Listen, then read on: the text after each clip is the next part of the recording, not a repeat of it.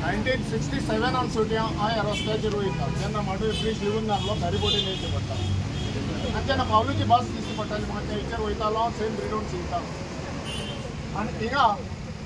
पावलूचे बसीक सोट्या horn मारताले त्या तुका म्हणटाले म्हाका सोदमा नासलें कित्याक लागून हॉर्न मारता आयज हें झाड दाखोवपाक दिता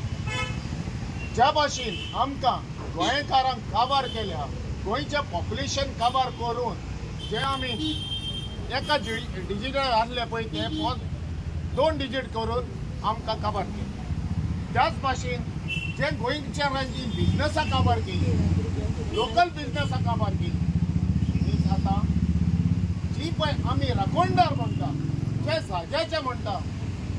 ताका कांय वालो दिनासतना ते काबार करपाक हो गव्हर्मेंट तितून आयज पावता म्हाका पळय हो जो 1967 सोटी रस्त्याचेर पळय वयतालो तो आयज राखणदाराक काबार करपाक आनी भायले इन्फ्लुयन्स हाडून कितें तरी ताका आमचे गोंयकार काबार करपाक उरलेले म्हणून हांव हेचेर पॉलिटिकली वचना जावं म्हळ्यार रिलीजन हें म्हजें सेंटिमेंट आमच्या गोंयकार जावं हिंदू क्रिस्तांव भाव आमी एकठांय राबोवन हे पळय हे थोडे चुरल्या पळय ते हेचेर आमी वयपाचे